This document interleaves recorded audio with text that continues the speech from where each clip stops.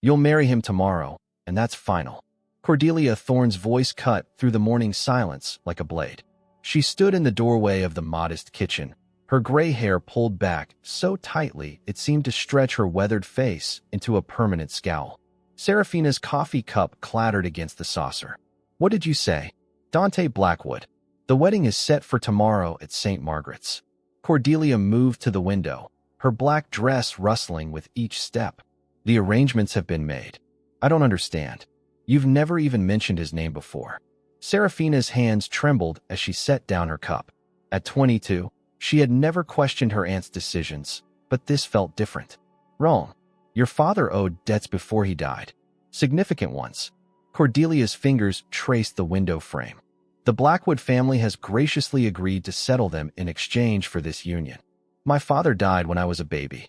What debts could possibly? Debts that will destroy what little we have left if they're not paid. Cordelia turned, her pale eyes fixed on Seraphina. The house, the land, everything your mother left you. Gone. Seraphina stood, her chair scraping against the worn linoleum. There has to be another way. There isn't. The finality in her aunt's voice made Seraphina's stomach lurch. Dante Blackwood is a successful businessman. Wealthy. You'll want for nothing. I don't know him. I've never even seen him. You'll meet him at the altar. Cordelia moved toward the hallway. Pack your things. We leave for his estate after the ceremony. Wait. Seraphina's voice cracked. What aren't you telling me? Why would a wealthy man agree to marry someone he's never met just to pay off old debts? Cordelia paused at the doorway, her knuckles white where she gripped the frame. Some things are better left buried, child. Your father, he had connections before he died. Complicated ones. What kind of connections? The kind that created obligations. Cordelia's voice dropped to barely above a whisper. Dante Blackwood's father and yours, they knew each other. There was an understanding between them. Seraphina felt the blood drain from her face. What kind of understanding? The kind that binds families together, whether they want it or not. Cordelia straightened her shoulders. Your wedding dress is hanging in your closet. Mrs. Henderson from town altered it to fit you. You planned this without telling me. I did what was necessary to protect you. Cordelia's mask slipped for just a moment, revealing something that might have been regret. The Blackwood name carries weight in this state. Influence. You'll be safe under their protection. Safe from what? From the consequences of your father's choices. Cordelia disappeared into the hallway, leaving Seraphina alone with questions that felt like stones in her chest. The morning sun streaming through the kitchen window seemed too bright, too cheerful for the darkness that had just settled over her life. Seraphina sank back into her chair, her mind racing. She had grown up knowing almost nothing about her father beyond the basic facts. He had died in a car accident when she was barely walking, leaving behind debts and a young wife who had passed away from grief just 2 years later. Cordelia had raised her with strict rules and unwavering routine. Church every Sunday, no dating, no parties, no friends who might be considered unsuitable. Seraphina had accepted it all, believing her aunt's explanations about protecting her virtue and reputation. Now she wondered what her aunt had really been protecting her from. The phone rang, jarring her from her thoughts. Cordelia's voice drifted from the living room, low and urgent. Seraphina crept toward the doorway, straining to hear. Yes, everything is arranged. She doesn't know anything about the photograph or the letter. A pause. No, I haven't told her about Evangeline's connection to Magnus. It's better this way. Seraphina's breath caught. Evangeline was her mother's name. Who was Magnus?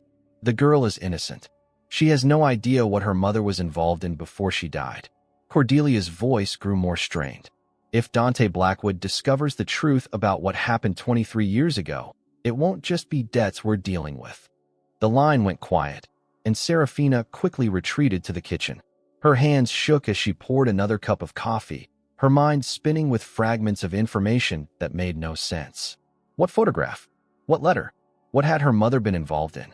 Cordelia appeared in the doorway again, her face composed once more. I've spoken with Reverend Mitchell. The ceremony will be brief. Private. How long have you been planning this? Long enough. Cordelia moved to the stove, busying herself with unnecessary tasks. Dante Blackwood received certain information recently. Information that made this arrangement inevitable. What information? Nothing you need to concern yourself with. Cordelia's voice carried a warning. Some secrets are buried for good reason, Serafina. Digging them up only brings pain. Serafina set down her cup with deliberate care. I have a right to know what I'm walking into. You have a right to the life I've tried to give you. Safe, respectable, protected. Cordelia's composure cracked slightly. Your mother made choices that had consequences. I've spent 20 years trying to shield you from those consequences. And now you're throwing me into them. I'm ensuring your survival. The words came out harsh, desperate. The Blackwood family has power, money, influence. Under their protection, you'll be untouchable. Or trapped. Cordelia's face went pale. Better trapped in luxury than destroyed by the truth. The kitchen fell silent except for the ticking of the old clock on the wall. Serafina stared at her aunt, seeing a stranger. 22 years of trust crumbled in the space between heartbeats. Pack your things, Cordelia repeated, her voice steady again. Tomorrow you become Mrs. Dante Blackwood, and this conversation never happened. The white dress felt like a shroud. Serafina stood before the cracked mirror in her bedroom, barely recognizing the pale reflection staring back at her. The gown was beautiful, she had to admit, with delicate lace sleeves and a fitted bodice that made her look older than her 22 years. But it might as well have been a funeral dress for all the joy it brought her. Stop fidgeting. Cordelia appeared behind her, adjusting the simple veil that had belonged to Serafina's mother. You look lovely. I look terrified. That's normal for any bride. Cordelia's hands stilled on the veil. Your mother wore this same dress when she married your father.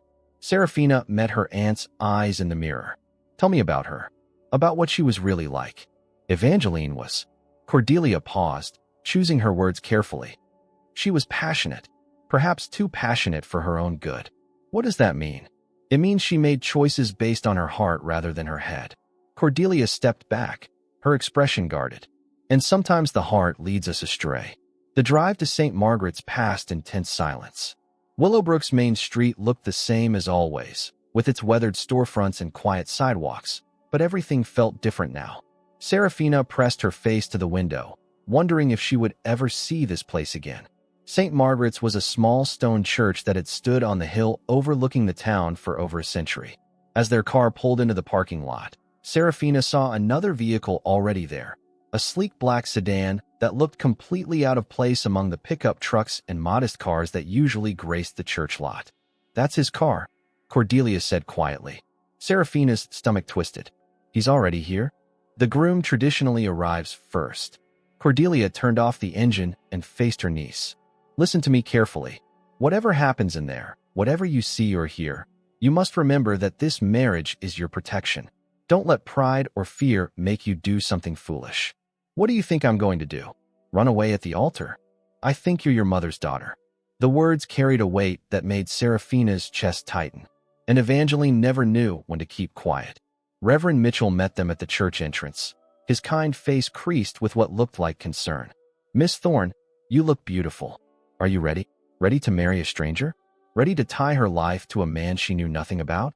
Ready to step into a world of secrets and half-truths that had already cost her everything she thought she knew about her family? As ready as I can be, she managed. The church interior was dim, lit only by the afternoon sunlight filtering through stained glass windows. A handful of people sat scattered in the front pews, faces she didn't recognize. But her attention was immediately drawn to the man standing at the altar. Dante Blackwood was nothing like she had expected. Tall and broad-shouldered, with dark hair and sharp features that belonged on a magazine cover rather than in a small Vermont church. He wore a perfectly tailored black suit, and when he turned to look at her, his eyes were the darkest blue she had ever seen. There was something almost predatory in the way he watched her walk down the aisle, as if he were studying prey. But it was his left hand that caught her attention. On his ring finger was a heavy gold signet ring bearing an intricate design, a serpent wrapped around a rose. The same design that adorned the small pendant her mother had left her, the one she wore hidden beneath her dress. Her steps faltered. The coincidence was impossible. The pendant had been her mother's most treasured possession, supposedly a family heirloom passed down through generations. How could this stranger be wearing a ring with the same symbol? Dante's eyes narrowed slightly as he noticed her hesitation. When she finally reached the altar, he extended his hand to help her up the steps. His touch was warm, electric, sending an unexpected jolt through her entire body. "Miss Thorne," he said, his voice a low rumble that seemed to vibrate through her bones. "Mr. Blackwood." She tried to keep her voice steady, but the intensity of his gaze made her feel exposed, as if he could see straight through her carefully constructed composure. Reverend Mitchell began the ceremony, his words washing over Serafina like white noise. She found herself studying Dante's face, looking for clues about the man she was about to marry. His features were carved and angular, with the kind of masculine beauty that should have been reassuring but instead felt dangerous. There was intelligence in his eyes, but also something darker. Something that suggested he knew far more about this situation than she did. When the Reverend asked for the rings, Dante produced a simple platinum band. As he slipped it onto her finger, his thumb brushed against her skin, and she felt that same electric jolt. His touch lingered longer than necessary, his eyes searching her face as if looking for something specific. "Do you, Serafina Thorne, take Dante Blackwood to be your lawfully wedded husband?" The words hung in the air. This was her last chance to run, to refuse, to demand answers before binding herself to this mysterious man. But Cordelia's warnings echoed in her mind, along with the very real threat of losing everything she had left in the world. "I do," she whispered. "Do you, Dante Blackwood, take Serafina Thorne to be your lawfully wedded wife?" Dante's response was immediate and firm. "I do." But as he spoke, his eyes dropped to her neckline, where the chain of her pendant was barely visible. Something flickered across his features, too quick to interpret, but it looked almost like recognition. The Reverend pronounced them husband and wife. Dante lifted her veil with careful, deliberate movements, his fingers brushing against her cheek. When he leaned in to kiss her, Serafina held her breath, expecting something perfunctory and cold. Instead, his lips were warm and surprisingly gentle. The kiss lasted only a moment, but it left her dizzy and confused. When he pulled back, there was something different in his expression, a softness that hadn't been there before. The few guests clapped politely as they signed the marriage certificate. Serafina noticed that most of them seemed to be watching Dante rather than her, their faces carefully neutral. One man in particular, older with silver hair and sharp eyes, kept his gaze fixed on her new husband with what looked like concern. As they walked back down the aisle together, Dante's hand on her lower back possessive and warm, Serafina caught a fragment of conversation from the silver-haired man. "Are you certain about this, Vincent? The resemblance is uncanny," another voice replied. "But necessary." The words sent a chill down her spine. Resemblance to whom? And what did they mean by necessary? Outside the church, Dante helped her into his sedan with the same careful courtesy he had shown throughout the ceremony. The interior was luxurious, all leather and polished wood, smelling faintly of expensive cologne. As he settled into the driver's seat, Serafina finally found her voice. "The ring," she said. "Your signet ring. The design." Dante's hands stilled on the steering wheel. "What about it? I have a pendant with the same symbol. It was my mother's." For a long moment, he didn't respond. When he finally turned to look at her, his expression was unreadable. "Show me." With trembling fingers, Serafina pulled the chain from beneath her dress, revealing the small silver pendant. Dante's face went completely white. "Where did you get that?" "It was my mother's. She left it to me when she died." Serafina's voice came out smaller than she intended. She said it was a family heirloom.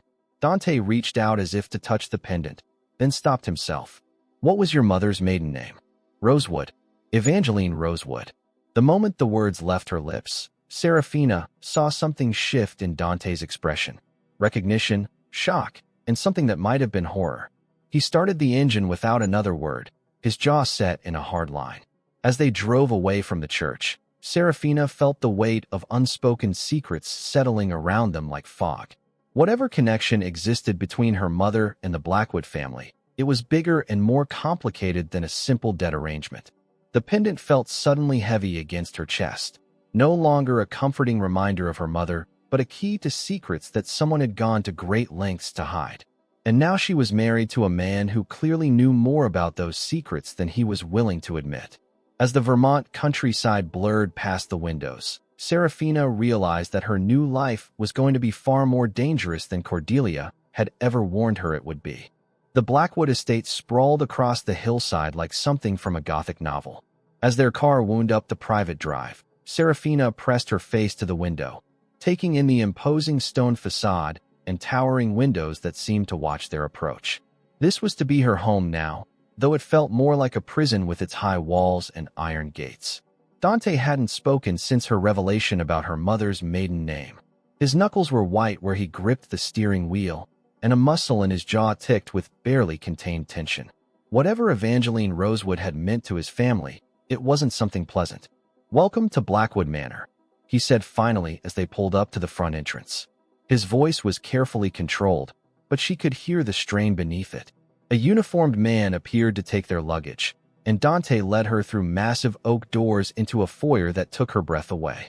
The ceiling soared 3 stories high, with a crystal chandelier that probably cost more than her aunt's house. Oil paintings in heavy gilt frames lined the walls, and a grand staircase curved upward like something from a movie set. "This is beautiful," she said, because it seemed like she should say something. "It's been in my family for 4 generations." Dante's tone was neutral, but she caught him watching her reaction. "Your room is upstairs. You'll want to rest before dinner." "My room?"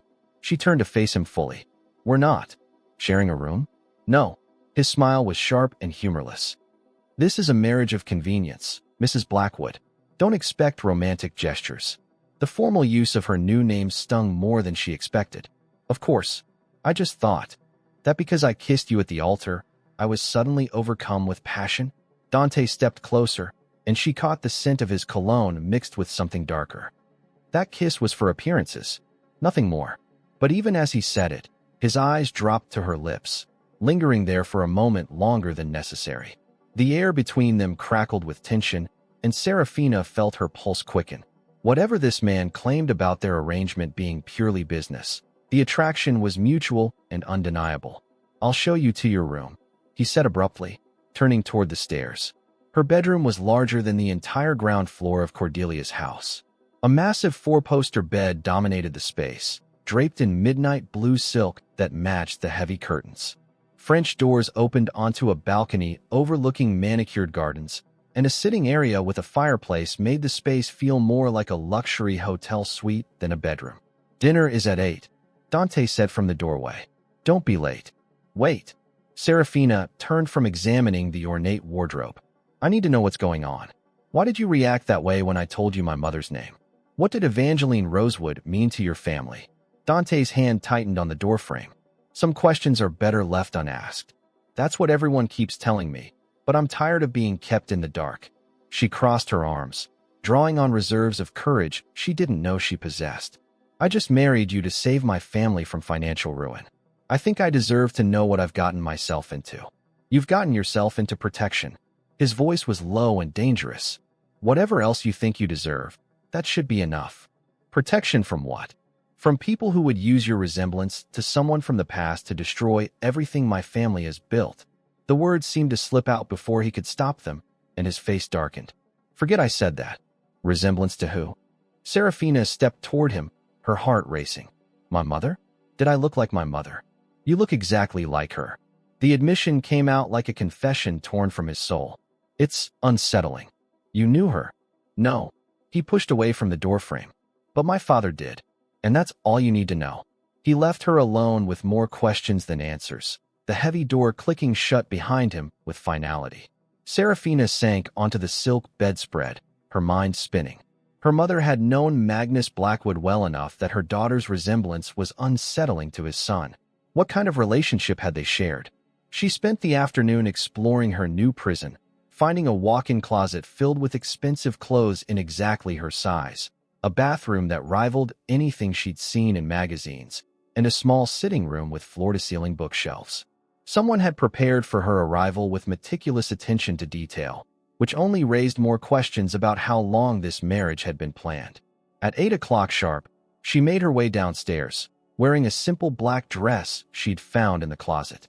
The dining room was as imposing as the rest of the house, with a table that could seat 20 and oil paintings of stern-faced ancestors watching from the walls. Dante was already seated at the head of the table, having changed into a casual shirt and slacks that somehow made him look even more dangerous than the formal suit. He gestured to the chair at his right, and she noticed he'd chosen to seat her close rather than at the opposite end of the long table. "I hope you found everything to your liking," he said as a uniformed woman served them soup from a silver tureen. The clothes fit perfectly. Serafina tasted the soup, something creamy and expensive that probably had a French name. "How did you know my size?" "I have good instincts." His smile was enigmatic. "And excellent resources." "You mean you had me investigated?" "I had you researched." He corrected smoothly. "There's a difference." "What did you find out?" "That you've lived a very sheltered life. Private tutoring, limited social contact, no romantic entanglements." He set down his spoon and fixed her with that intense stare. "Your aunt kept you isolated." "She was protecting me." "From what?" Serafina met his gaze steadily. "You tell me. You seem to know more about my family than I do." They ate in tense silence for several minutes. The only sounds the clink of silverware and the distant murmur of staff moving through the house. Finally, Dante pushed back his chair and stood. "I have work to do. Don't wait up."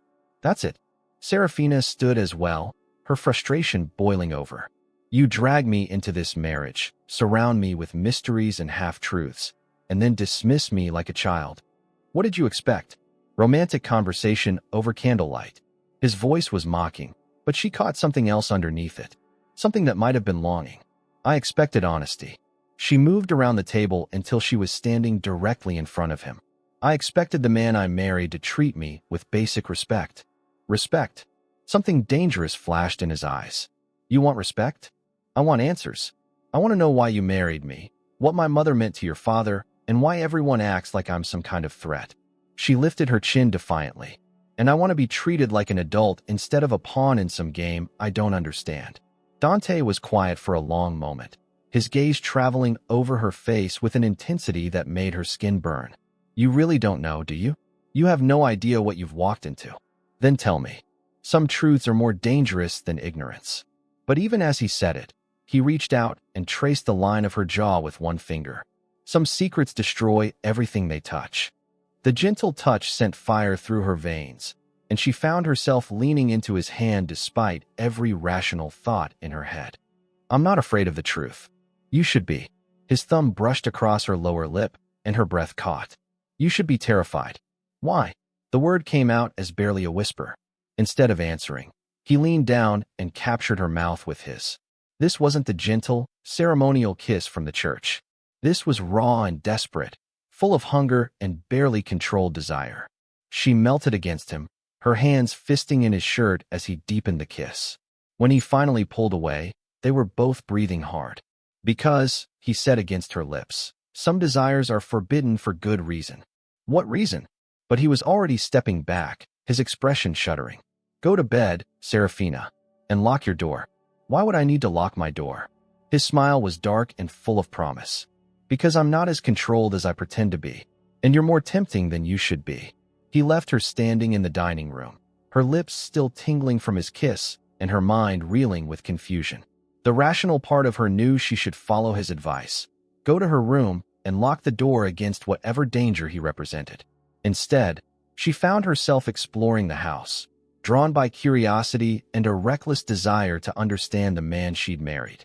Most of the rooms were locked or empty, but she discovered a library that took her breath away, its shelves stretching from floor to ceiling and filled with what looked like first editions. It was there, tucked between volumes of Shakespeare and Dickens, that she found it. A photograph, old and slightly faded, showing a young woman with violet eyes and dark hair. The woman was laughing at something outside the frame, her face radiant with joy and love. The woman could have been Serafina's twin. On the back, in elegant handwriting, were the words, "For my beloved Magnus, and the family will build together. Forever yours, Evangeline." Serafina's hands shook as she stared at the photograph. Her mother, young and beautiful and obviously in love. But if this picture was taken with Magnus Blackwood, if they were planning to build a family together, then what did that mean about her father? About the man she'd grown up believing was her biological parent? Footsteps in the hallway made her quickly slip the photograph into her dress pocket. She grabbed a random book and pretended to read as Dante appeared in the doorway. "I thought I told you to go to bed," he said, but his voice was gentler than it had been at dinner. "I couldn't sleep. I hope you don't mind that I borrowed a book." His gaze lingered on her face, and for a moment she was afraid he could somehow tell that she'd found something she shouldn't have. Of course not. The library is yours to use. Thank you. She moved toward the door, acutely aware of his presence as she passed him. Good night, Dante. Serafina. His voice stopped her at the threshold. Be careful what secrets you go looking for. Some discoveries can't be undone. She nodded and fled to her room, her heart pounding with more than just the lingering effects of their kiss. Once safely behind her locked door, she pulled out the photograph and studied it again. Her mother had been involved with Magnus Blackwood, deeply enough to talk about building a family together. But she had married another man and had a daughter who grew up believing that man was her father. What had happened to change everything? And what did it mean for her marriage to Magnus' son? As she got ready for bed, one thought kept echoing through her mind. If her mother had planned to have a family with Magnus Blackwood, if that plan had somehow been derailed, then maybe the connection between their families ran deeper than debt and obligation. Maybe it ran as deep as blood. Serafina woke to sunlight streaming through the French doors and the sound of someone moving around in her sitting room. She pulled on a robe and found a young woman arranging fresh flowers in a crystal vase. Good morning, Mrs. Blackwood. I'm Claire, your personal assistant. The girl couldn't have been much older than Serafina, with bright red hair and a cheerful smile. Mr. Blackwood thought you might like some company during the day while he's working. That was thoughtful of him. Serafina touched the photograph in her robe pocket, where she'd kept it close all night. Has he been gone long? He left before dawn. Business in Boston. Claire gestured toward a breakfast tray on the small table. He left instructions that you're to have anything you want. The staff has been told to treat you like family. Family. The word carried new weight after last night's discovery. Claire, how long have you worked here? About 3 years. I started right after college. Claire's expression grew curious. Why do you ask? I'm trying to understand the family history. Dante mentioned that his father collected photographs. Oh yes, Mr. Magnus had quite a collection. He was very particular about preserving family memories. Claire moved toward the door. If you'd like, I could show you the family gallery after breakfast. It's in the East Wing. Serafina's pulse quickened. I'd like that very much. After Claire left, Serafina ate mechanically while her mind raced. If Magnus had been a collector of family photographs, there might be more pictures of her mother somewhere in the house. More clues about their relationship and what had happened to tear them apart. She was reaching for her coffee cup when her phone rang. Cordelia's name appeared on the screen, and Serafina hesitated before answering. How are you settling in, dear? Her aunt's voice was carefully neutral. The house is beautiful. Dante has been. She searched for the right word. Accommodating. Good. I was worried about how you'd adjust. There was a pause. Serafina, I need you to understand something. Your new position comes with responsibilities. And dangers. What kind of dangers? The Blackwood family has enemies. People who would use any weakness against them. Cordelia's voice dropped to a whisper. Including a young wife who asks too many questions.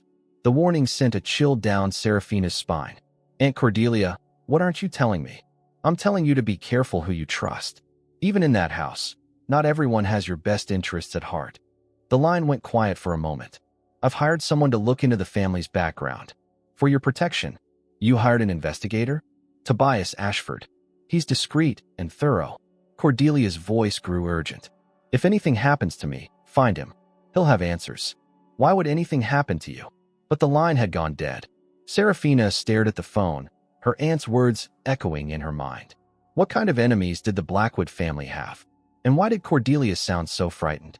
Claire returned an hour later to find Serafina dressed and ready for the promised tour. They walked through corridors lined with portraits, past rooms filled with antique furniture and priceless artwork. The East Wing felt different from the rest of the house, older and more formal. This was Mr. Magnus' private domain, Claire explained as they stopped before a set of double doors. Mr. Dante rarely comes here anymore. The family gallery was a long room with windows facing the gardens. Dozens of photographs covered the walls in elaborate frames, spanning what looked like a century of Blackwood family history. Serafina moved slowly along the walls, studying faces and looking for anything familiar. She found it in a cluster of more recent photographs near the far end of the room. Her mother's face smiled out from several pictures, always standing next to a tall, dark-haired man who must have been Magnus. In some photos they looked formal, posed. In others, they were clearly candid shots of a couple deeply in love. "Mrs. Blackwood, are you all right?" Claire's voice seemed to come from very far away. Serafina realized she was staring at a particular photograph, one that showed her mother in a white dress, holding a bouquet of roses. Magnus stood beside her, his hand on her waist, both of them radiating happiness. It looked like a wedding photo. "Who is this woman?" Serafina asked, her voice barely steady. Claire moved closer to look. "I don't know her name, but I've heard the staff mention that Mr. Magnus was engaged once, before he married Mr. Dante's mother. Apparently, it was quite a scandal when the engagement was broken." Engaged. Her mother had been engaged to Magnus Blackwood, but she had married someone else and had a daughter, which meant, "Mrs. Blackwood, you look pale. Perhaps we should go back to your room." Serafina nodded numbly, letting Claire guide her away from the photographs. Her mind was spinning with the implications of what she'd seen. If her mother had been engaged to Magnus, if they had planned to marry, then what had happened to change everything? And more importantly, who was her real father? That evening, Dante returned from Boston in time for dinner. He seemed more relaxed than he had the night before, almost cheerful as he described his business meetings. Serafina tried to act normal, but every time she looked at him, she saw his father's face in that photograph, saw the happiness that had somehow been destroyed. "You're quiet tonight," Dante observed as they finished the main course. "How did you spend your day?" Claire showed me around the house, including the family gallery. Dante's fork paused halfway to his mouth. "Did she? I saw the photographs of your father and my mother." She watched his face carefully, looking for any reaction. They looked very happy together. They were. He set down his fork and leaned back in his chair, until she left him for another man. The words hit her like a physical blow. She left him? 3 weeks before their wedding. She disappeared without explanation, married someone else, and started a new life. Dante's voice was carefully controlled, but she could hear the old pain underneath it. "My father never got over it. There must have been a reason." There was. His eyes fixed on her face with that familiar intensity. She was pregnant. The room seemed to tilt around her. Pregnant. With another man's child. At least, that's what she claimed when she left. Dante reached for his wine glass, his movements deliberate and controlled. "She said she couldn't marry my father while carrying someone else's baby." Serafina's hands trembled as she set down her napkin. "How do you know all this?" "My father kept her letter. The one where she explained why she was leaving." Dante's smile was bitter. He read it so many times the paper fell apart. He had it framed. Where is it now? Probably still in his study. He never threw anything away that reminded him of her. Dante stood abruptly. "Which is why having you here is so difficult. Because I look like her. Because you are her." The words came out harsh, desperate. "Every time I look at you, I see the woman who destroyed my father's life. The woman who made him so bitter and angry that he could barely stand to be in the same room with happiness." Serafina stood as well, her heart pounding. "I'm not my mother, aren't you?" Dante moved around the table until he was standing directly in front of her. "You have her face, her voice, her way of looking at people like you can see straight through them. I can't help how I look." "No, you can't." His hand came up to cup her cheek, the touch gentle despite the tension radiating from his body. "And I can't help wanting you despite knowing better. Dante, you should go to your room." But even as he said it, his thumb traced across her cheekbone. "Before I do something we'll both regret." "What if I don't want to go?" Something dark and hungry flashed in his eyes. "Then you're playing a very dangerous game." "Maybe I like dangerous games." He stared at her for a long moment, as if weighing her words against his better judgment. Then his control snapped. His mouth crashed down on hers with a hunger that stole her breath, his hands tangling in her hair as he pulled her against him. This time she kissed him back with equal fervor, her hands sliding up his chest to wind around his neck. Every rational thought fled as he deepened the kiss, his tongue sliding against hers in a dance that sent fire through her veins. When he finally pulled back, they were both breathing hard. "This is madness," he said against her lips. "Then we're both mad." He groaned and kissed her again, gentler this time, but no less passionate. His hands roamed over her back, pulling her closer until there was no space between them. She could feel the rapid beat of his heart against her chest, could taste the wine on his lips. A soft cough from the doorway broke them apart.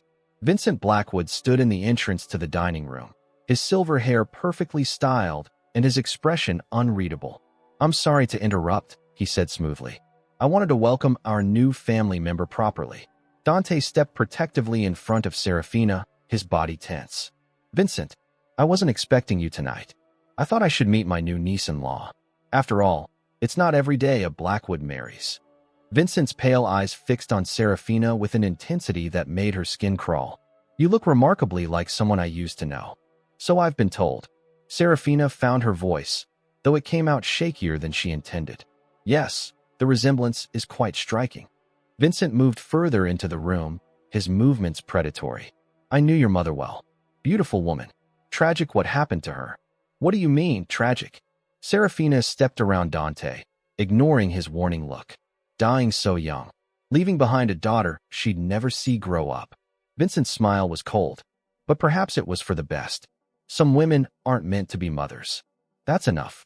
Dante's voice was dangerously low. Is it? I think our new family member should understand what kind of blood runs in her veins. Vincent's gaze never left Serafina's face. After all, family traits have a way of showing themselves eventually. What kind of traits? Serafina demanded. The tendency to destroy everything they touch. Vincent's smile grew wider. But don't worry, my dear. I'm sure you'll fit right in. He left as suddenly as he'd appeared, his footsteps echoing down the corridor.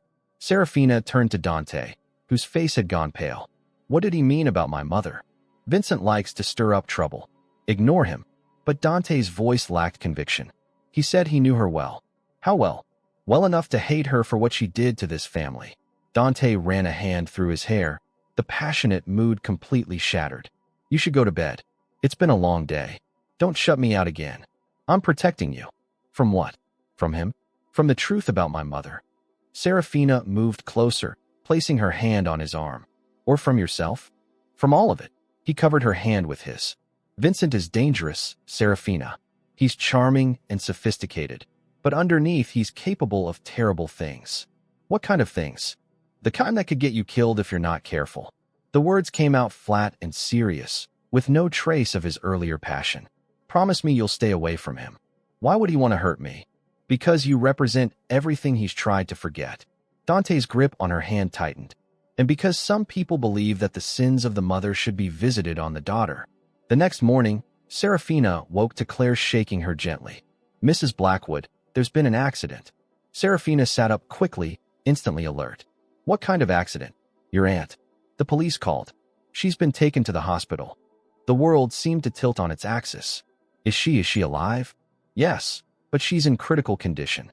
Apparently, she was found unconscious in her kitchen. They think she may have been poisoned. Poisoned. The word echoed in Serafina's mind as she threw on clothes and prepared to leave for the hospital.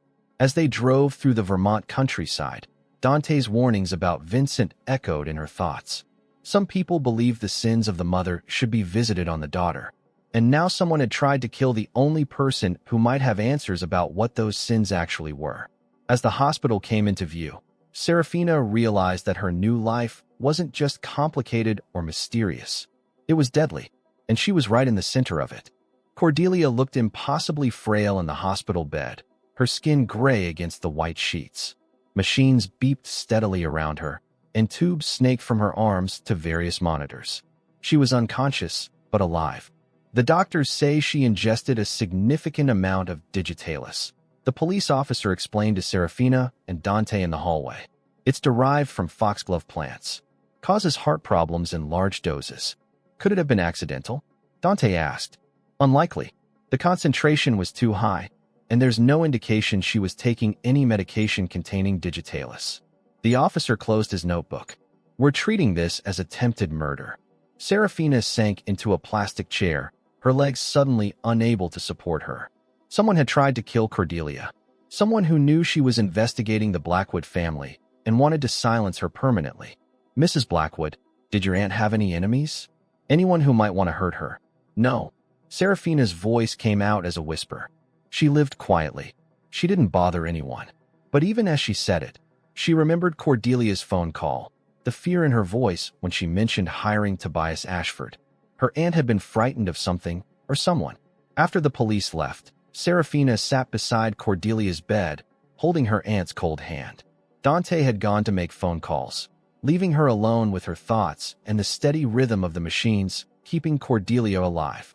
"I should have listened to you," she whispered. "You tried to warn me, and I was too stubborn to understand."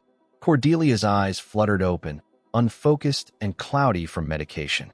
"Serafina? I'm here." Serafina squeezed her hand gently. "Don't try to talk. You need to rest." "No." Cordelia's voice was barely audible. "Listen, Tobias, he found something. About the birth certificate." "What about it?" "Falsified. Your real father." Cordelia's breathing became labored. "Not who we thought. Aunt Cordelia, please. Save your strength." "The pendant. Your mother's pendant." Cordelia's grip tightened with surprising strength. "It's not just a symbol. It's a key." "A key to what?" But Cordelia's eyes had closed again, her breathing evening out as the medication pulled her back under. Serafina stared at her aunt's peaceful face, her mind racing. A key. The pendant with the serpent and rose design was a key, but to what? She pulled the chain from beneath her shirt, studying the small silver pendant in the harsh fluorescent light. It looked like simple jewelry, a family heirloom with sentimental value. But Cordelia's words suggested it was something more. Dante appeared in the doorway, his expression grim. "How is she?" She woke up for a moment. "She mentioned something about my birth certificate being falsified." Serafina looked up at him. "And she said this pendant is a key." Dante's eyes fixed on the pendant, and she saw that familiar flash of recognition. "We should go home. There's nothing more we can do here tonight. I want to stay with her. The hospital has security. She'll be safe." Dante moved closer, his voice gentle but firm. "And you need rest. This has been a shock." On the drive back to the estate, Serafina stared out the window at the darkening countryside. Someone had tried to kill Cordelia to stop her from discovering the truth about the Blackwood family, which meant there was a truth worth killing for. "Dante," she said as they turned into the estate's gates, "if my birth certificate was falsified, if my real father wasn't who I thought, then who was he?" Dante was quiet for a long moment. "What do you think?" "I think my mother was pregnant when she left your father. But maybe the baby wasn't another man's child. Maybe it was his. That would make us half-siblings." The words hung in the air between them like a curse. "Is that possible?" "Anything is possible where our families are concerned." Dante parked in front of the house, but made no move to get out. "But if that's true, if you're Magnus' daughter, then our marriage is forbidden." Serafina's chest tightened with a mixture of horror and desperate hope that she was wrong. "God, Dante, what if we're related by blood? Then we're both damned." His voice was flat, emotionless. "Because I can't stop wanting you, and that makes me a monster." They sat in silence, the weight of possibility crushing down on them. If Serafina was Magnus Blackwood's daughter, then every kiss they'd shared, every moment of desire, was wrong on a fundamental level. "We need proof," Serafina said finally. "DNA tests, medical records, something definitive. I know someone who can help." Discreetly, Dante finally looked at her, his eyes dark with pain. "But are you sure you want to know? Some truths destroy everything they touch." "I have to know." "We both do." They entered the house together but went to separate rooms, the passionate connection between them replaced by sick uncertainty. Serafina lay awake most of the night, staring at the ceiling and trying to reconcile the possibility that the man she was falling in love with might be her half-brother. The next morning brought devastating news. Claire woke her with tears in her eyes and a newspaper in her hands. "Mrs. Blackwood, I'm so sorry." The headline read, "Local woman dies after poisoning." Below it was a photograph of Cordelia, probably from her church directory. Serafina read the article with numb disbelief. Cordelia had suffered a massive heart attack during the night, brought on by the lingering effects of the digitalis poisoning. She had died alone in her hospital bed, while Serafina slept safely in her mansion. "She left something for you," Claire said quietly, producing a sealed envelope.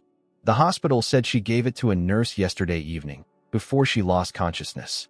With trembling hands, Serafina opened the envelope. Inside was a letter in Cordelia's careful handwriting and a small brass key. The letter was brief but devastating. "My dear Serafina, if you're reading this, then I'm gone and the truth dies with me. Or so they think. I've suspected for years that you might be Magnus Blackwood's daughter, but I never had proof. Your mother swore you belonged to the man she married, but she was desperate and frightened. Tobias Ashford has been investigating the family. He discovered that your birth certificate was altered, and the original is hidden somewhere in the Blackwood estate.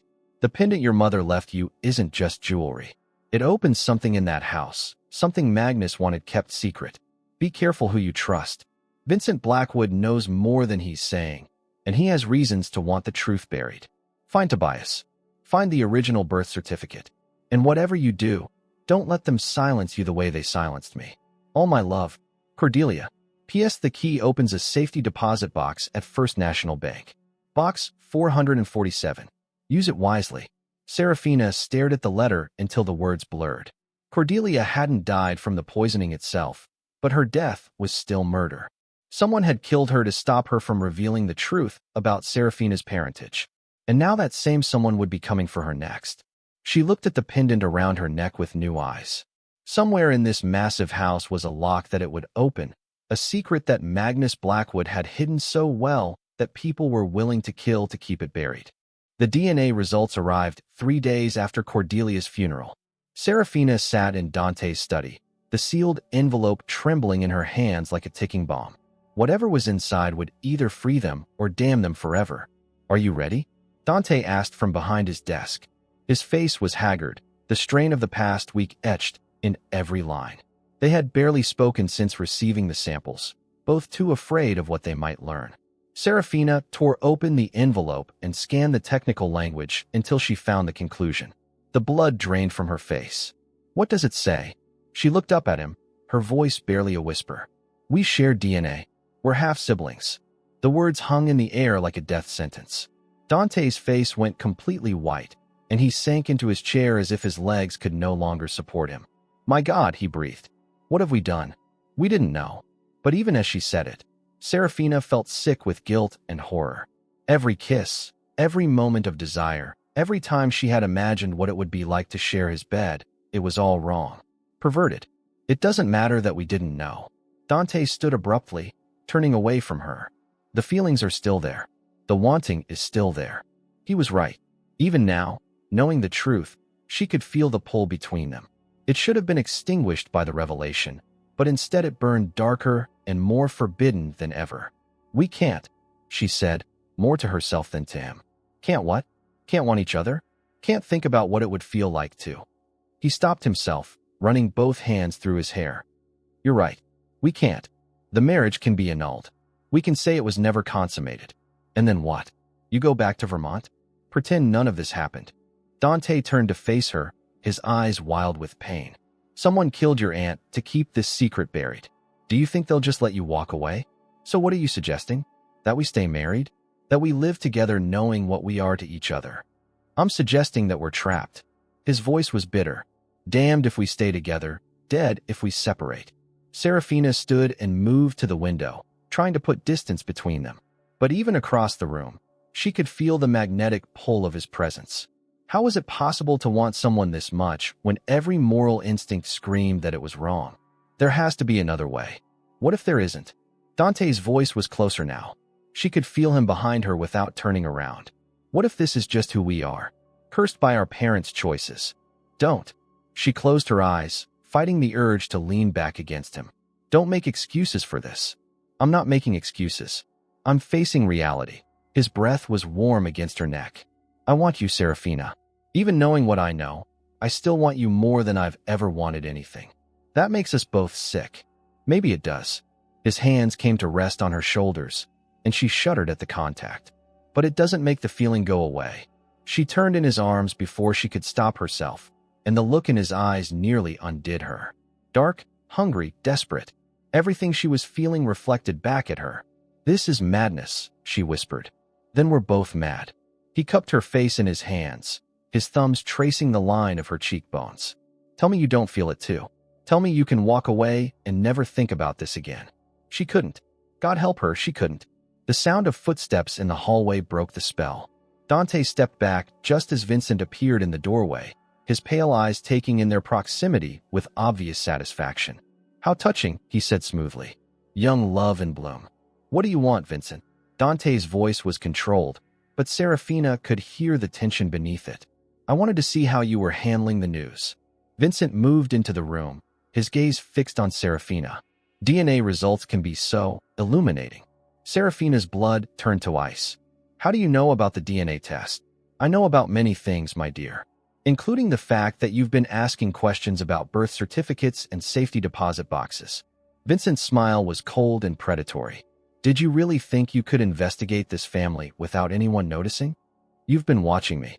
I've been protecting family interests. Something your aunt failed to understand. Vincent moved closer, and Serafina instinctively stepped toward Dante.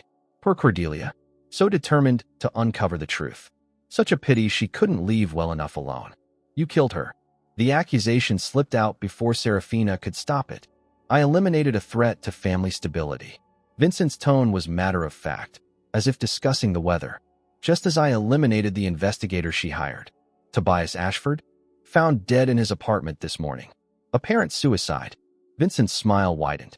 So sad when people become overwhelmed by the weight of their discoveries. Dante moved protectively in front of Serafina, his body tense for violence. You've gone too far, Vincent. Have I? I'm simply cleaning up the mess that Magnus created 23 years ago. Vincent's pale eyes fixed on Serafina with malicious intent.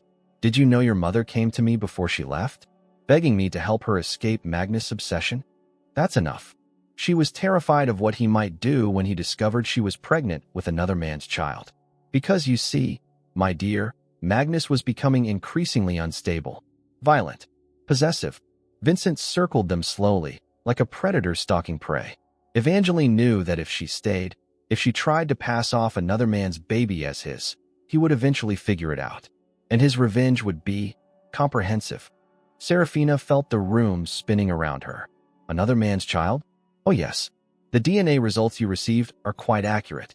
You are indeed Magnus' daughter. Vincent's voice dripped with false sympathy. But they're also completely fabricated. What? Dante's voice was sharp with confusion. I had them altered, of course. Can't have the happy couple discovering that they're not actually related, can we?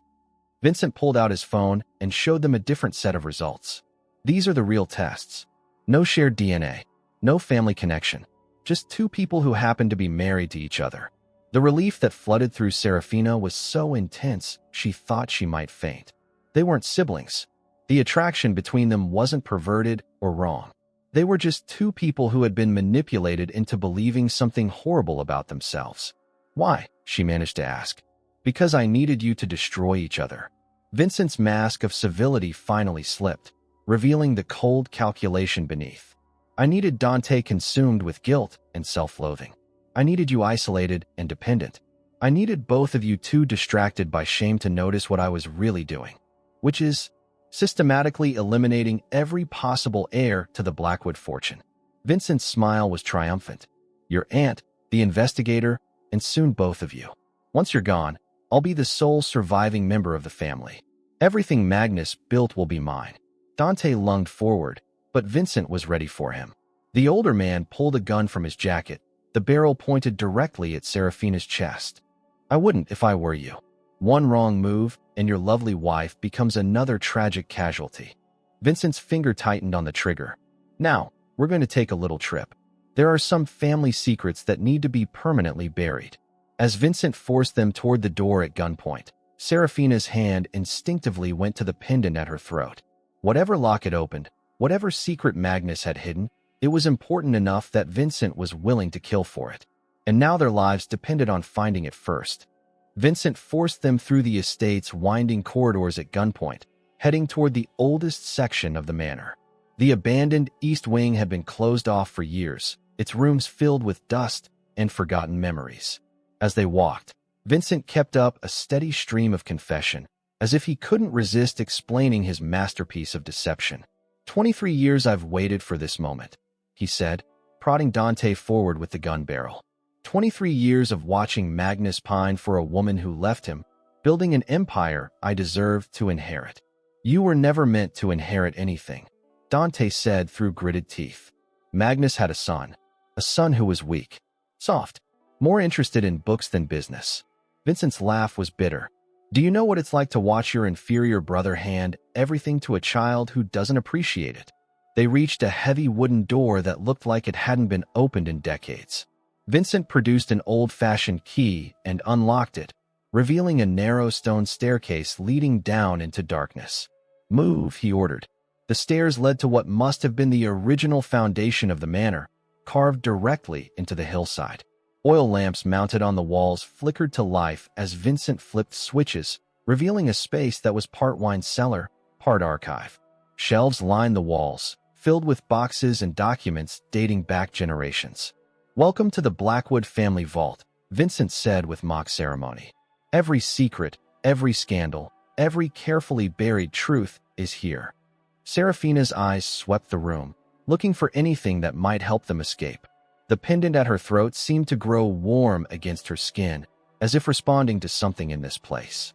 "You see, my dear, your mother was right to be afraid of Magnus.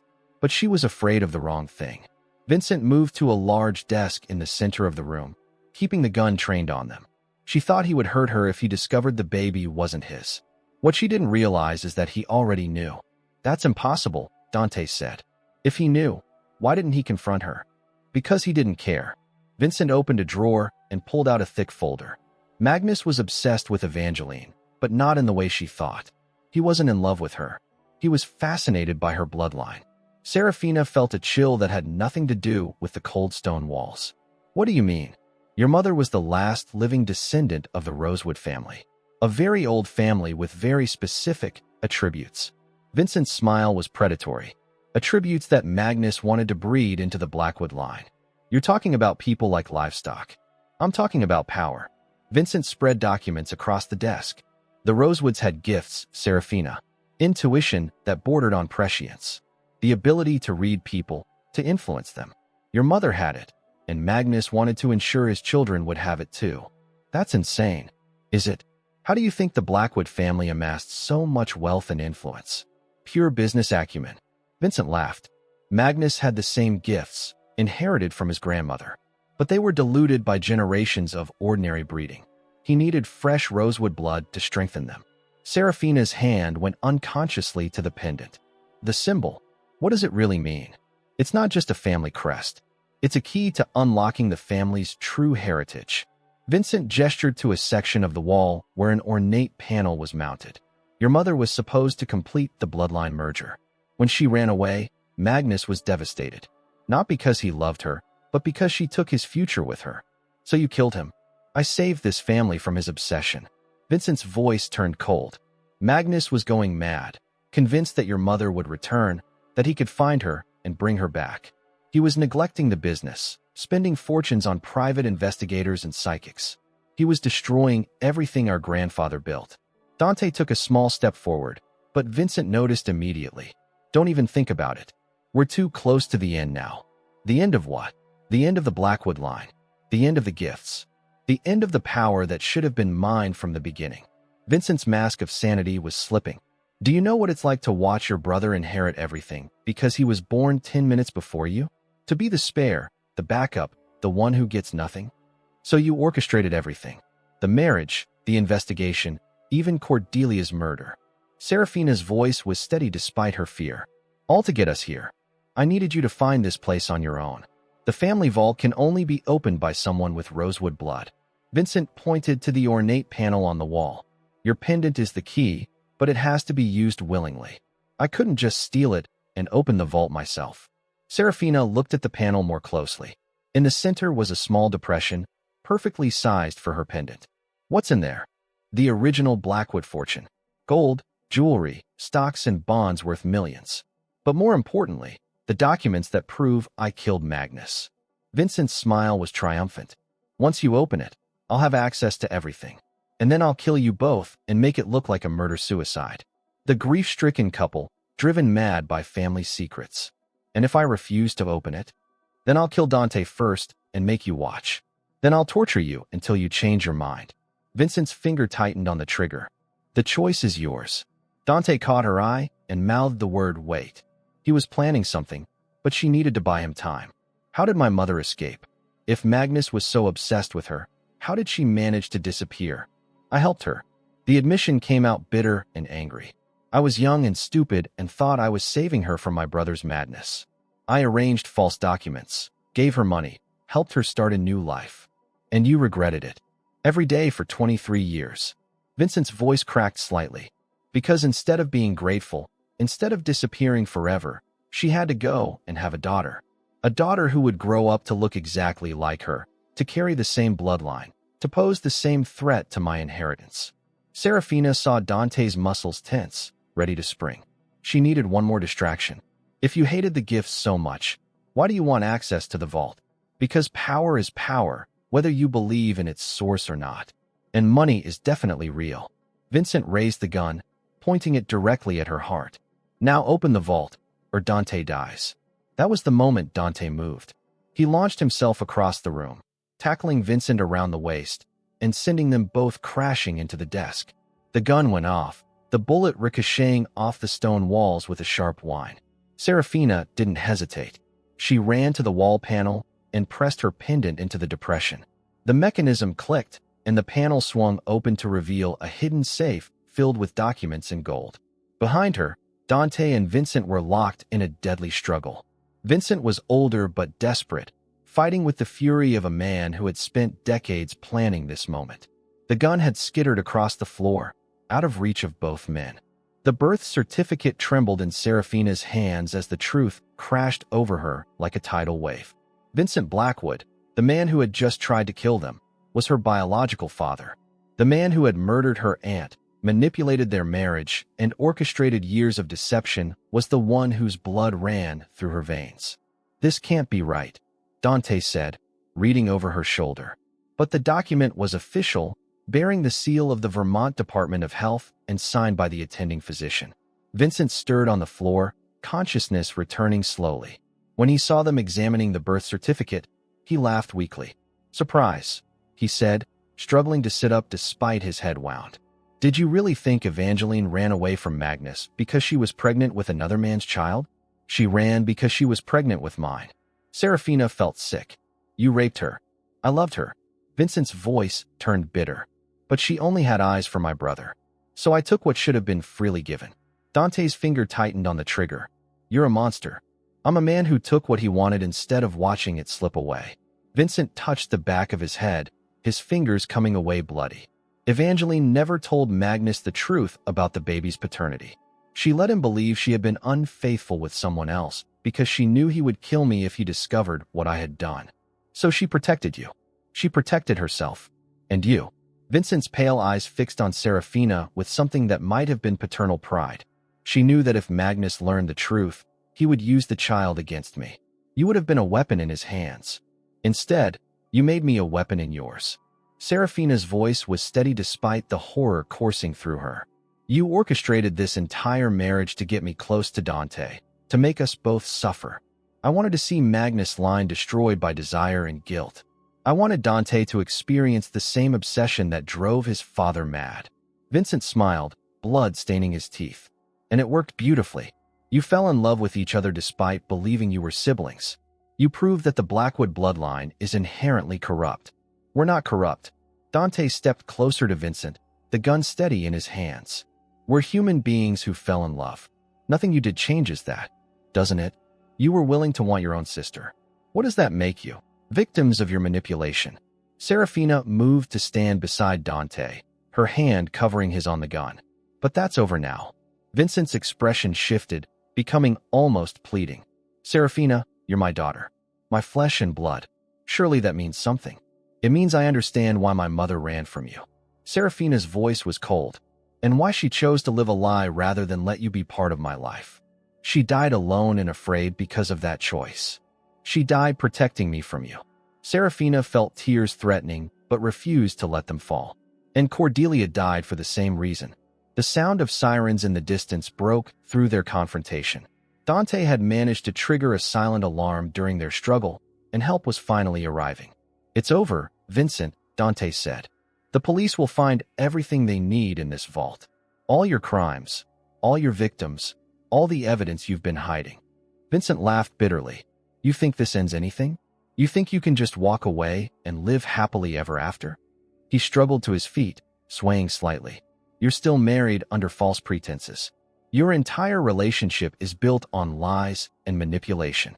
No, Serafina said firmly. Our relationship is built on love. Everything else was just noise. The police found them in the vault 20 minutes later, Vincent unconscious again from his head wound, and Dante holding the gun on him. The evidence spread across the desk told the story clearly. Decades of embezzlement, multiple murders, and a conspiracy that had cost several lives.